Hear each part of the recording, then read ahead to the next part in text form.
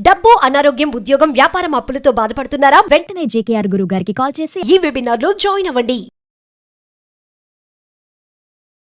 Hi viewers, India's largest digital media network Suman టీవీకి స్వాగతం. ప్రస్తుతం మనతో ఉన్నారు motivational speaker, Kinnera welfare society founder Nagachandrika Devi garu. అమ్మ నమస్తే. అమ్మ నమస్తే అమ్మ. మనం బాగా చూస్తూ ఉన్నాం. మనం నిజంగా ఒకసారి టీవీ పెట్టినా, యూట్యూబ్ మనం ఆన్ చేసినా ఫస్ట్ కనిపించేది చావులు, హత్యలు, సూసైడ్లు. ఆ హత్యలు కూడా ఎక్కువ శాతం అక్రమ సంబంధాలు. ఓకే, నీకు అక్రమ సంబంధం ఉంది అంటే వెళ్ళిపోకుండా చంపడాలు ఎక్కువ చేసేస్తున్నారు. అంటే ఒకటి ఏమైపోతుందంటే మా ఆడవాళ్ళ మీద ఒకలాంటి ఏమంటారు చెడు అభిప్రాయాలు బాగా ఏర్పడుతున్నాయి. ఒక 10 మంది చేశారని అందరు ఆడవాళ్ళను అదే దృష్టితో చూడకూడదు అనేది నా పర్సనల్ ఒపీనియన్. ఏంటమ్మా అంటే ఎందుకు అలా వాళ్ళ ప్రభావం ఇక్కడ చూపించి ఈ అమాయకులు బలైపోతున్నారు?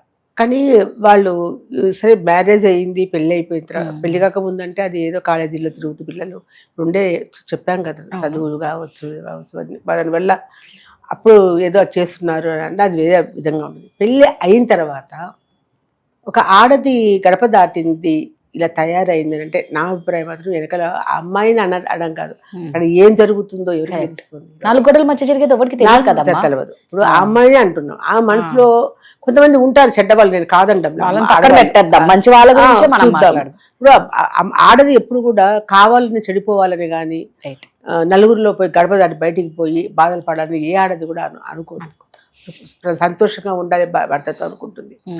అక్కడ ఆ లోపల భర్త వల్ల ఆ అమ్మాయి ఏం అనుభవిస్తుంది, ఎందుకు ఇట్లా మళ్ళీ అక్రమ సంబంధం పెట్టుకోవాలనుకుంటుంది, నిజంగానే అమ్మాయి బరిదెగిచ్చి కొవ్వు పట్టిపోతుందా, లేకపోతే తండ్రి భర్త సరిగ్గా చూడకపోవడం వల్ల కానీ ఇంట్లో ఏం జరుగుతుందో తెలియక వల్ల ఇలా చేస్తోందా? జనరల్ గా అన్ని విధాలా బాగా చూసుకుంటే భర్త ఏ ఆడది కూడా గడప దాటిపోవాల్సిన అవసరం లేదు. మళ్ళీ వేరే వాడి మగవాడు వైపు కూడా చూడదు.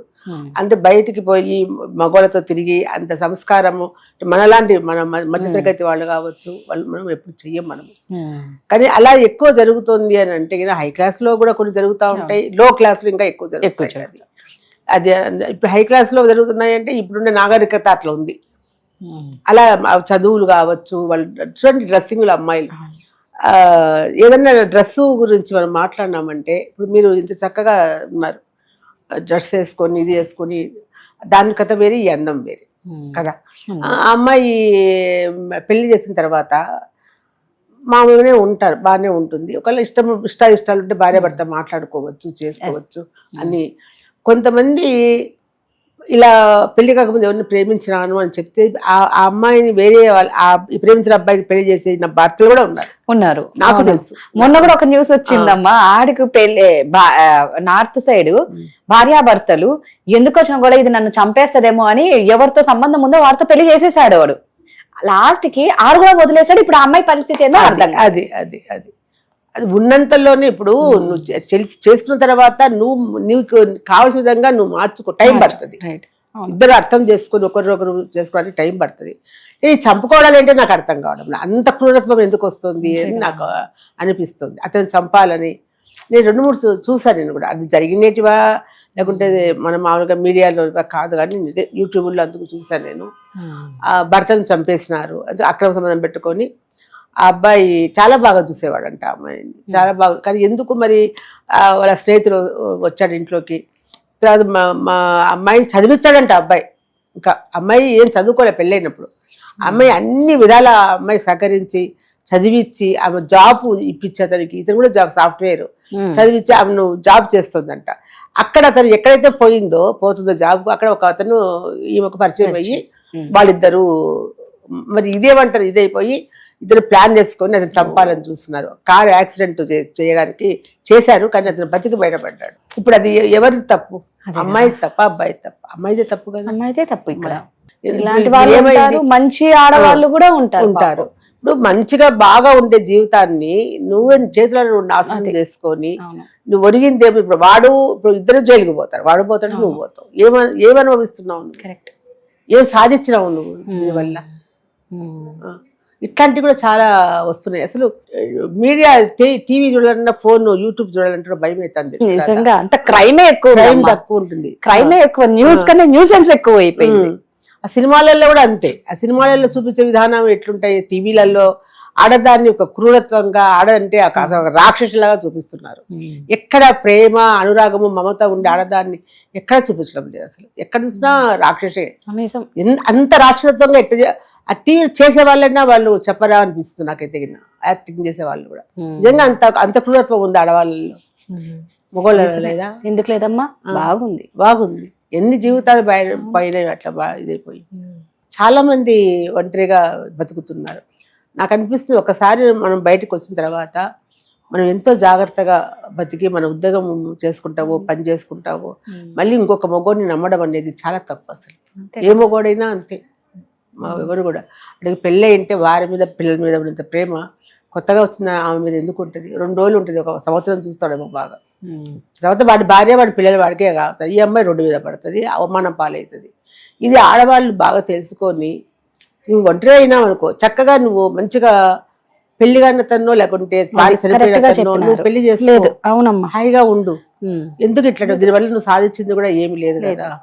ఎవరైనా అంతే, అతనైనా కానీ ఏమైనా అట్లే. నాకు తెలిసిన ఒకతను 3 ఆడపిల్లలు, భార్య అది డెలివరీ అప్పుడు ఆమెకు వెన్నెముక ప్రాబ్లం వచ్చి మనిషి కంప్లీట్ వంగిపోయింది అనమాట. అది మంచి పొజిషన్లోనే ఉన్నారు, పేరు వద్దు. ఆమెను ఇంకా ఇంట్లో ఆమెకు ఒక విధమైన క్రూరత్వం వచ్చేసింది. నన్ను ఇట్లా అయిపోయినాను అనేసి భర్త మీద అనుమానము. అంటే నేను దేనికి పనికి రాకుండా పోయినాను కాబట్టి ఈయన ఎవరితో తిరుగుతాడేమో అని. కానీ ఆయన మాత్రం అట్లా పని ఏం చేయకుండా నా దగ్గరికి తీసుకొచ్చాడు. ఫస్ట్ ఇంట్లో అత్త మామ ఆ పిల్లలను చాలా హెరాస్మెంట్ చేస్తుంది, తట్టుకోలేకపోతున్నాం. చిన్న పిల్లలు కాబట్టి మీ దగ్గర పెట్టుకోండి అమ్మా అని తెచ్చినాడు ఆయన. సరే మా దగ్గర పెట్టుకున్నాను. ఆవిడ చాలా డిప్రెషన్లో కూడా ఉన్నారనమాట, మా దగ్గర ఉన్నారు. ఆ తర్వాత చాలా ఆమె సతాయిచ్చేసింది, మమ్మల్ని సతాయిచ్చింది, అతని సతాయిచ్చింది, అట్లా చేసింది అనమాట. లాస్ట్కు ఇట్లా వేరే నాకు తెలియకుండా ఒక మీడియా వాళ్ళని TV9 పిలిపించి నా భర్త నన్ను ఇట్లా చేసినాడు, నన్ను ఇంట్లో ఎదుగు పెట్టుకోకూడదు, నేను పనికిరాను, వాడి వల్లనే నేను ఇట్లా అయినాను కదా అన్నట్టుగా మాట్లాడేది అనమాట. అసలు పెట్టుకోవాలి, మామూలుగానే వేరే పెళ్లి చేసుకోలేదు, ఏమీ లేదు. అదే పిల్లలు ఇంటికి వెళ్ళాను చూద్దామేమోనని, వాళ్ళ అత్తగారు చెప్పారనమాట, చాలా హెరాస్ చేస్తుంది అమ్మా, పిల్లలు పాడైపోతున్నారు అని చెప్పి. సరే నేనే వాళ్ళతో మాట్లాడి TV9 వాళ్ళతో మాట్లాడి ఇదంతా అబద్ధం అని చెప్పాను అనమాట. లేకపోతే ఆయన ఉద్యోగం పోయేది ఆయన రోడ్డు మీద పడేవాడు. ఇట్లాంటి ఆడవాళ్ళు కూడా ఉన్నారు. మరి దీనికి ఏమంటాం? కానీ ఆమె చనిపోయినారు, ఆయన ఇప్పటికీ పెళ్లి చేసుకోలేదు. 3 ఆడపిల్లలను పెంచి పెద్ద చేసి చదివించి 3కి పెళ్లి చేసినాడు. ఆయన అక్కడే ఒంటరిగా బతుకుతున్నాడు, ఇల్లు తీసుకొని కూతుల దగ్గర వేరే ఇల్లు తీసుకొని ఒంటరిగా బతుకుతున్నాడు. మంచి ఫ్రెండ్స్ మేము, నాకు అన్ని తెలుసు కాబట్టి చెప్తున్నా.